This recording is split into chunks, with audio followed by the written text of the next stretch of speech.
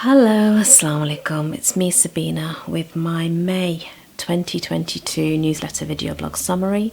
This one's another short video.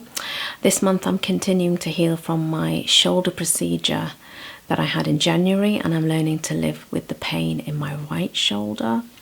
But also I'm recovering from a horrible bacterial eye infection. So please make lots of du'as that I recover quickly. I celebrated Eid-ul-Fitr and I participated in World Fair Trade Day 2022 with the World Fair Trade Organization, wrote a blog and recorded some videos in English and Urdu. Thank you so much for watching, and I look forward to recording another video for you next month. Take care. Bye for now. Wa alaikum assalam.